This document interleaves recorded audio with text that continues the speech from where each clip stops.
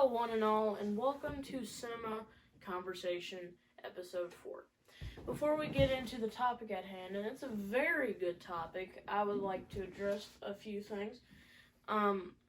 Sorry for not uploading last week. We had some prior complications that made it sort of hard, so I personally apologize for that.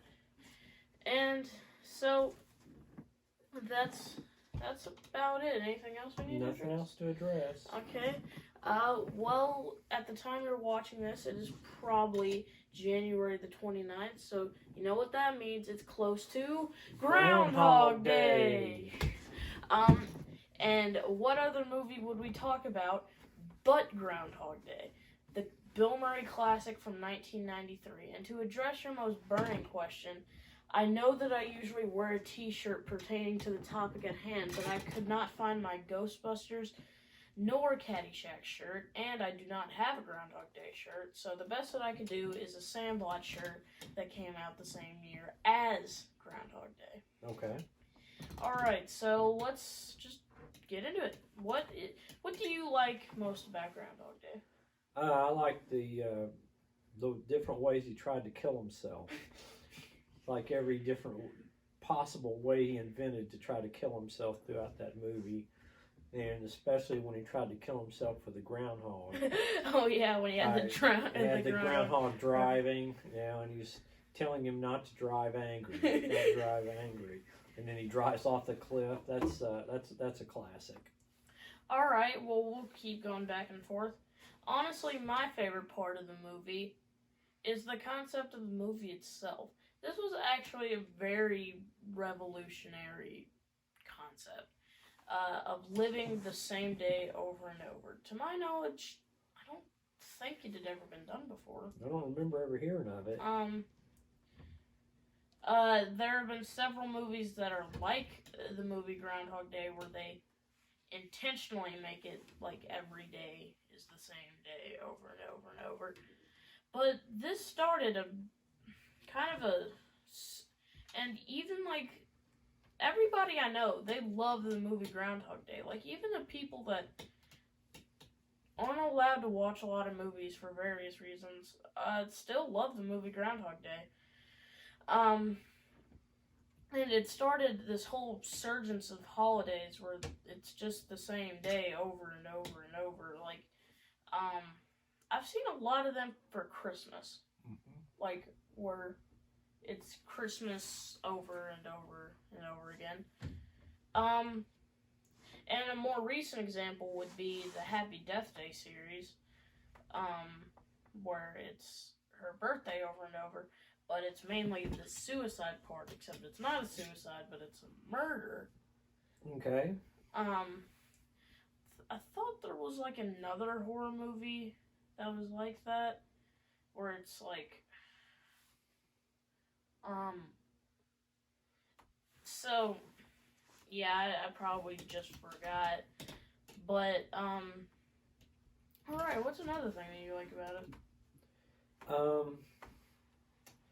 Well, I like the idea that, it started with him sort of being, nasty to everybody, but the farther he went along, the more times he repeated it, the way he actually saw himself, and he started to try to change. But it took a lot of effort for him to change the type of person he was. So toward the end, he was much more empathetic toward everybody he had treated badly. Yeah. Okay, another thing that I liked about this movie is Bill Murray himself. This is one of his best roles, because I don't know what Bill Murray, he has a knack for just playing an asshole. Yeah, he does. Like, he's a jerk in all his movies the same way Tom Cruise runs in all his movies. Yeah. Like Scrooge, Ghostbusters, Meatballs, this movie, Caddyshack, he was just a weirdo. Yeah. And I don't think he was in much. Like, The Man Who Knew Too Little, but like, he was also in other movies like Saint Vincent and the Ghostbusters remake. That just hurt to say. But yeah, and who played the girl? I know that her name was like something, but That was Andy McDowell. Annie McDowell, that's what it was. Yeah. She's really good because she's kind of like the sort of the nice, kind, happy-go-lucky country person. Right. I think that like everybody really plays their roles like they need to. Probably one of my favorite characters in this movie has got to be the insurance guy. Phil Connor. Ned Ryerson. That's what it was. Yeah. That guy, he is just great. Yeah, so that's mainly one good thing about it is the acting. There's phenomenal actors. So what's your next thing? You got anything else? Well, I think I like the fact that he learned all those different things as he was going through. Yeah. He learned how to play the piano. He learned how to speak French, and the idea that he was trying to better himself by doing all those different things. I like that. That's also one thing that we're gonna hop into. One thing that I did not like about this movie, and this is more of a behind the scenes thing, is this movie was kind of was the fallout between Bill Murray and Harold Ramis. They had obviously been together on Stripes. Yes. That's what it was. Come on, it'll be like going into Wisconsin. We're going to Czechoslovakia. It's not like we're going to Moscow. It's Czechoslovakia. It's like going into Wisconsin. Wait, didn't that movie like start in Louisville? Yeah. It was filmed. Part of it was filmed in Louisville. Yeah. But was it set there? Part of it, yeah. When he was a cab driver. When he was a cab driver, yeah, the beginning of it. Yeah, we lived in Moorhead, Kentucky, which is actually like 2 hours away from Louisville. We actually have family in Louisville, so that's one big part. But that's not the movie we're talking about today. Yeah. So the thing is that Harold Ramis thought it should be more philosophical and thought-provoking, while Murray thought it was like it should be funny and tongue-in-cheek. They had a lot of arguments on set, and then after the movie ended, they kind of had a falling out. But then all the wounds were mended just a couple weeks before Harold Ramis died. God rest his soul. Yeah. So yeah, that was one thing that I did not like about this movie. The one thing that I did like is this could actually be seen as a pro or a con. That how clear Phil's arc is. Like how a person can grow from, a bad person to a good person. And according to the writer, Harold Ramis, that did not take him a short time to do. According to Harold Ramis, he thought that Phil might be in the same day for like 10 to 15 years. Wow. That's a while. And there's one video, I can't remember what it was, but it's calculating how long he would have been inside Groundhog Day. Uh-huh. And they said that it was like, to learn all the things he did, like French, ice skating, throwing cards, learning about everybody, that would take him about 12 years. Wow, that's pretty impressive. So, yeah. And, yeah, it's just a prime example of just the path to self-helping, And it's not like he doesn't have a clear motivation. In some parts of it, it's actually more of a love story. And I have one more thing, but do you have anything else? No, that's pretty much all I have. The soundtrack. The soundtrack is possibly one of the best parts of this movie.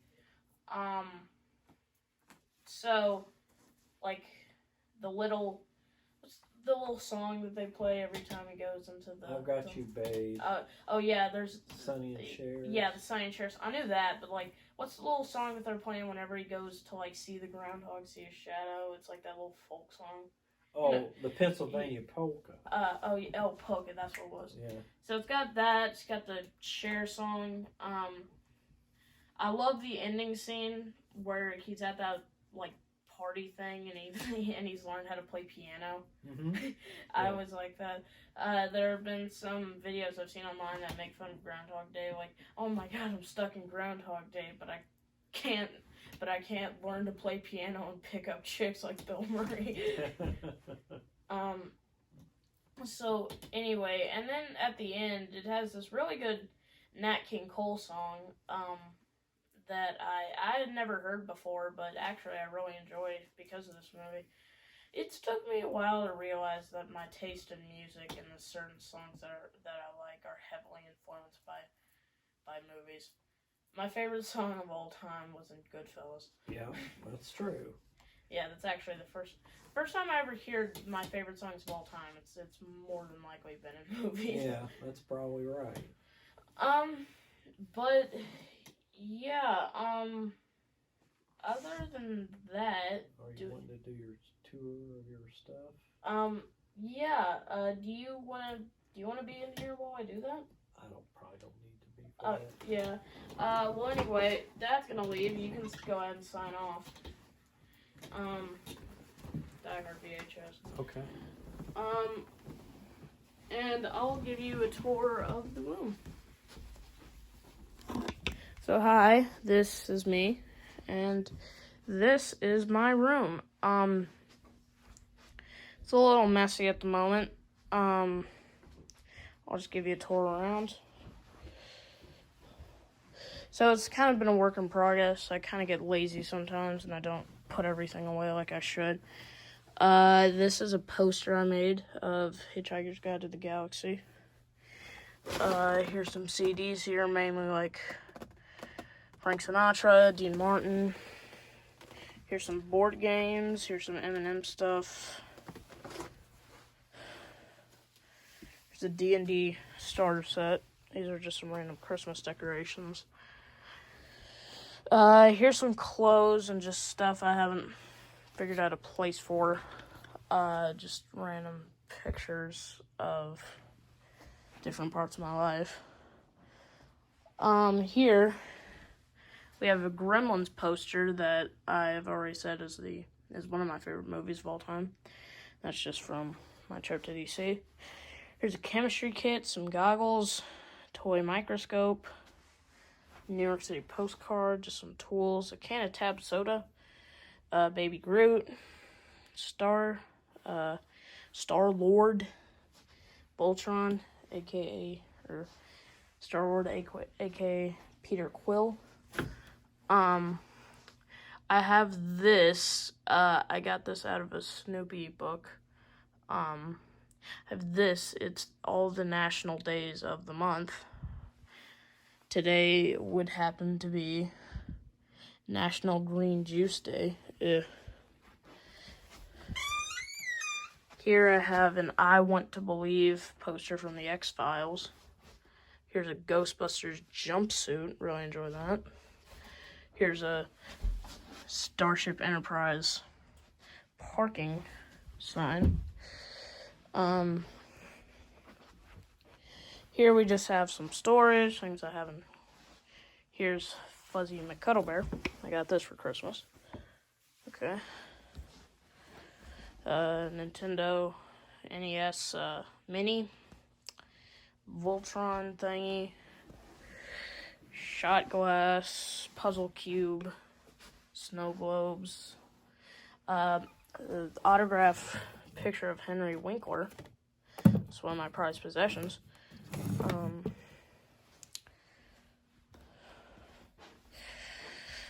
Captain America poster, signed picture of the kid from Rookie of the Year. Can't remember his name. New York's 1001 best movies ever made. R2-D2 Piggy Bank, The Iron Giant. Coochie Copy from Bob's Burgers. I got this for Christmas. A Bible, an Alexa. My Peanuts desktop calendar. Every day is a new comic. Another Snoopy poster I got from the same Snoopy book. Calvin and Hobbes comic book with the little Hobbes. The cookbook from Ratatouille. My CD and cassette player. Some random BB guns. Target, some vinyl records.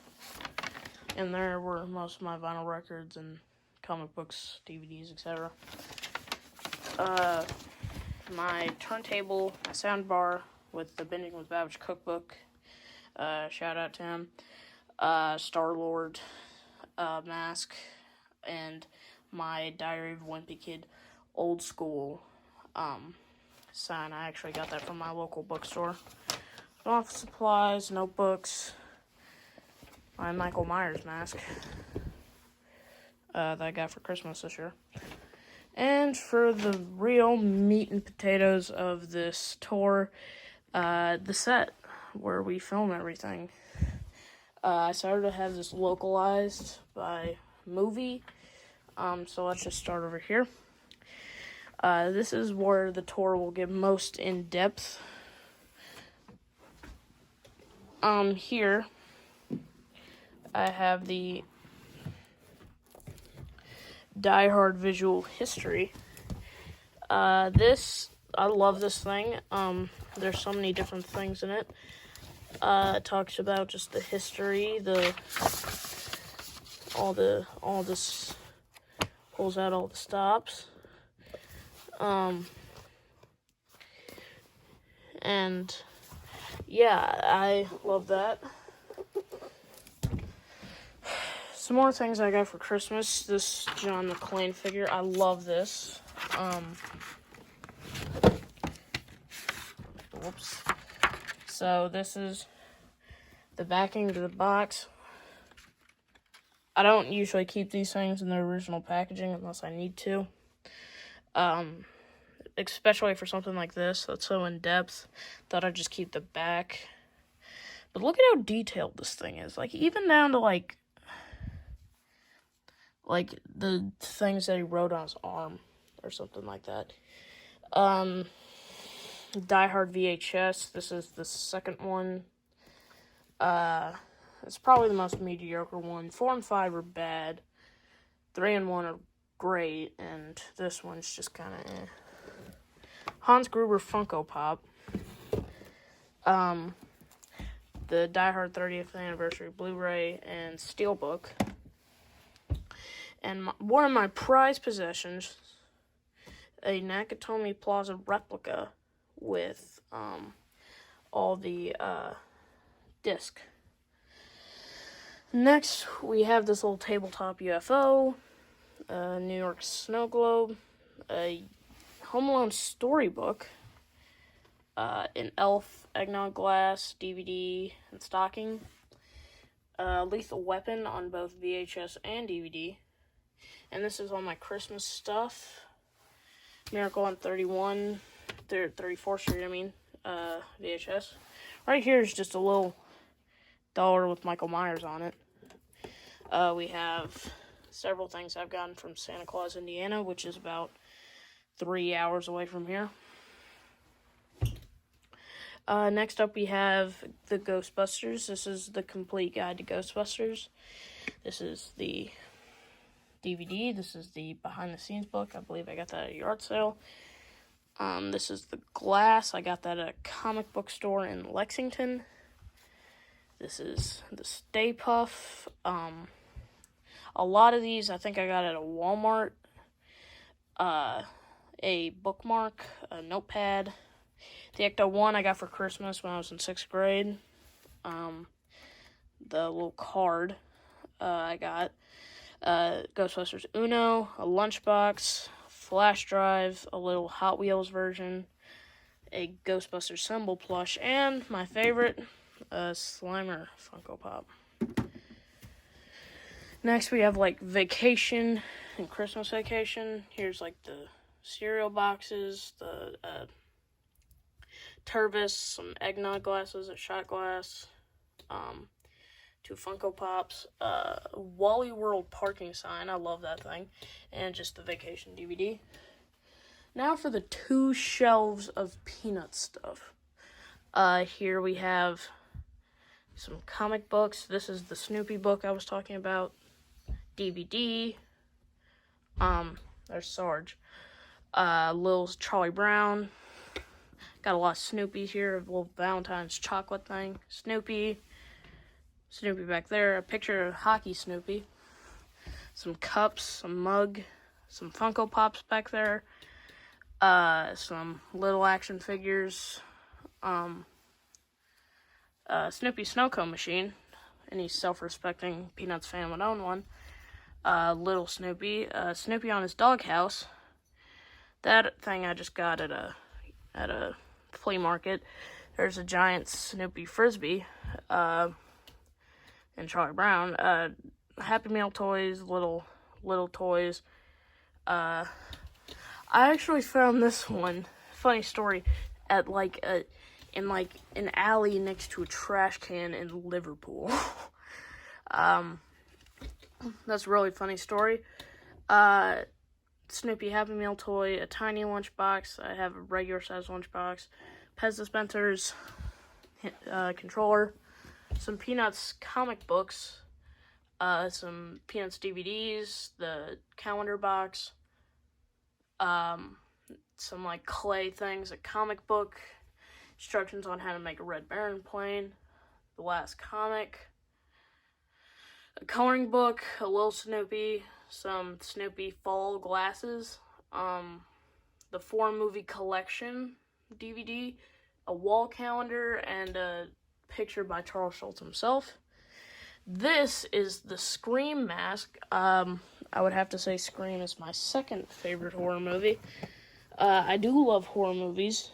We'll probably talk more about that around the months coming up to Halloween. Before we move on, here's all the Peanuts comics in a sort of archive, if you will, that date back from 1967 to 1970. On that I got for Christmas as well. The reflective hat from Back to the Future, the DeLorean and the DVD, the vintage turtle van from the 80s,